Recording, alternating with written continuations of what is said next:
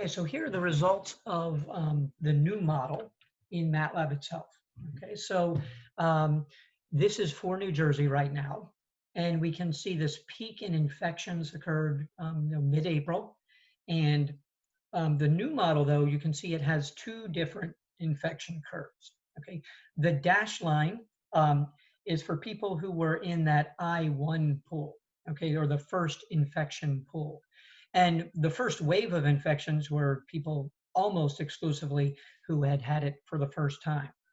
So the dashed line is hidden behind the solid red line, and everyone who was getting sick for the first time. Now, this vertical line right here, right around week 31, is where people are starting. You can start to see that the first-time infections are dropping, but some people may be getting infected for a second time, and they're added into a total. So the difference between these two lines would be the people getting infected the second time.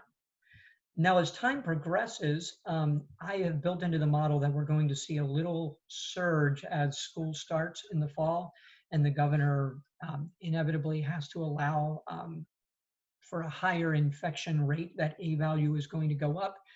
You can see in my data, week 35 is when school starts, and these A values for the rate at which the infection can propagate go up slightly, and they're going to continue to go up as things loosen up and the economy has opened up. The A values before that were lower numbers like 1.1 and things like 0.8. Okay, that's what brought the infection down, was when the A values were below 1. And then as they start to creep up, we're going to see a rise in infections, and some first-time infections will be occurring into the fall and early winter.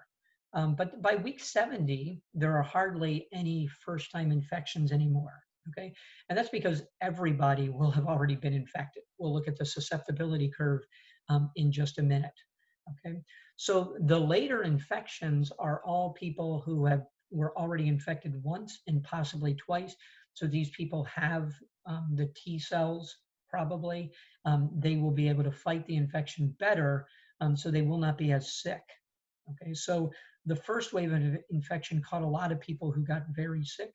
The later wave of infection probably won't result in a large number of sicknesses. All right. It also, if you look at the A values in here, it reflects an ever loosening up of restrictions because this will probably not cause a big run on the ICUs. All right. So there will be plenty of ICU headroom, so we can continue to open up the economy once we get into kind of the second infections and even third and fourth infections.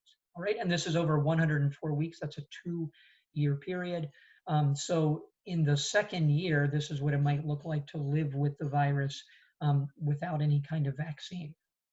Okay, now let's look at the susceptibility levels. So if I go to 1.1 here, whoops, it's not responding. 1.1 and go with plot choice 1, I can look at susceptibility levels. And in the new model, okay, you can see that at the beginning of the year, everyone was susceptible. That's 100%. When we had that big spike of cases in New Jersey, our susceptibility went way down, okay? But the susceptibility begins to rise as immunity, we lose our antibodies as immunity wears off, all right? But, okay, those who have, the first time susceptible people always go down, because once you've been susceptible once, you can never be in the never sick category. So that will continue to go down. And you can see around week 70, we have hardly anyone who was never sick, which is why the infection curve for people who got sick for the first time completely drops off at that point, because everybody has already been exposed and sick. Now, this kind of assumes that the population will continually mix, whereas in reality, we probably will isolate parts of our population, like nursing homes, because we know the results of COVID there are much worse than in the general population. So it probably is a little unrealistic. Not everyone will have gotten sick, but a lot of people will. In the general population that's not being isolated, this might be what happens. All right. And we can see, though, the susceptible population never drops entirely to zero because people lose their antibodies. So they become susceptible again, I should say. And so this line looks like it's sort of leveling off around the 30% mark. So living with the virus means that maybe about 30% of the population would still be susceptible. But by week 70, most of those people are susceptible, but they will have a fairly strong immune response, or their immune system will kind of have a secondary response that will probably help make the virus not be as severe. They won't get as sick because of that. If we look at the overall picture, let's keep the scale the same and look at the overall picture for New Jersey. And the magenta curve is interesting. That's the number of people who are immune at any given time. They've recovered, they have antibodies. In April, because the infections have been really high, actually a little bit after that, the immunity has peaked out. So probably somewhere in May, we probably had about 40% of the population being entirely immune. The immunity has been dropping off through the present. It probably will drop off a little bit more until this infection curve starts rising again. So basically, because of loss of immunity, you need new infections to drive the immunity back up. Okay, but as people get sick, and we continue to hold the infection rate fairly steady, we see that the immunity sort of levels off at around 60% of the population. So usually the experts are saying 70% is considered herd immunity. So we'd have a pretty strong herd immunity, not a total herd immunity, but a relatively strong herd immunity in the long run if we continue on this trajectory. Okay. Now going back to my A values, remember A tells us about transmission ratios. When there were no restrictions at the beginning of this, the A value looks like it's around 4. And then we dropped it down to numbers below 1.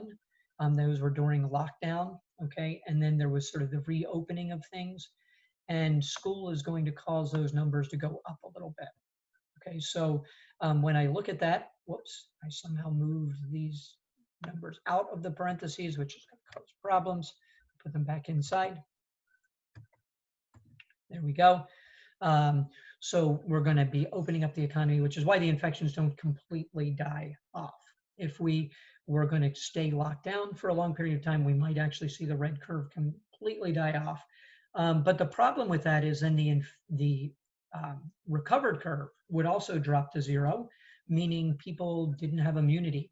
And so if a neighboring state were not to control the pandemic, and we did, as soon as people come over from next door, it might reignite the pandemic. So probably what's going to happen in the country is everyone will sort of reach the same steady state in the long run. Which brings me to the Florida model. So let me look at the Florida model.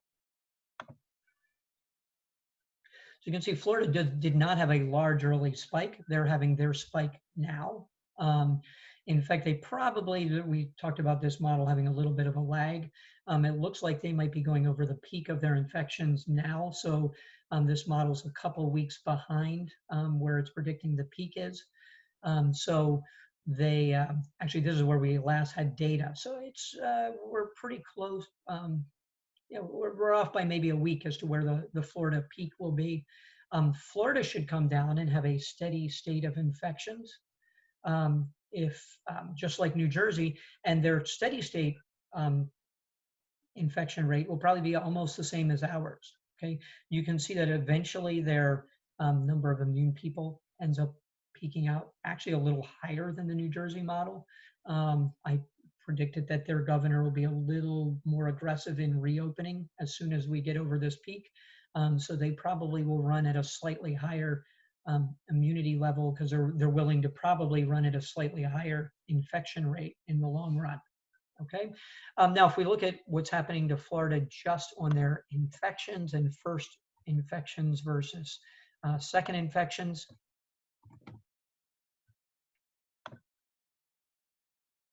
you can see they're mostly experiencing first infections now. Okay, so their death rate will be fairly high now. Now, remember, deaths lag infections by several weeks. And by the time the data is actually recorded, it might be even a month or more later. So we're seeing that even though Florida's kind of getting over the peak of infections, their death count, unfortunately, is going up at a fairly high rate now. Until they get the infections under control, that will probably continue to be the case. Now, the death rate, remember, is higher for these first infections. So it looks like, once again, by about week 70, Florida will have run through its first round of infections, which pretty much corresponds to when New Jersey did. All right. Later on, then, these infections that we see are sort of second time infections. And so those probably won't make people as sick. So I suspect Florida is going to have an infection curve that looks something like this, right? Now, there's a problem with this infection rate staying relatively high for Florida. You can see that that's a little bit over 5%. Imagine that we open schools and imagine that there are 20 students in a class. And also imagine that we require a quarantine if one person in a class is sick.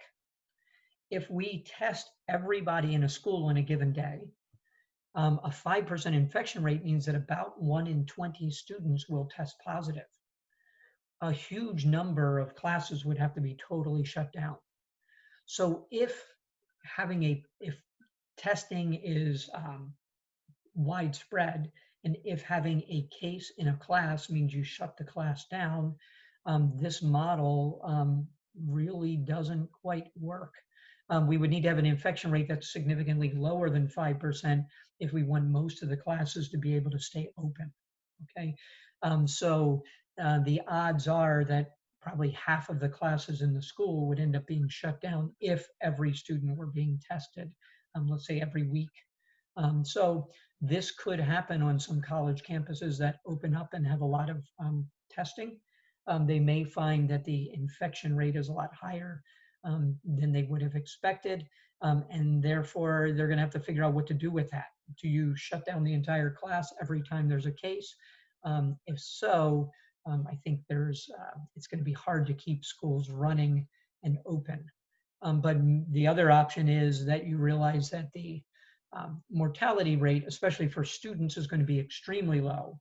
And so maybe you don't send everybody home when there's an infection.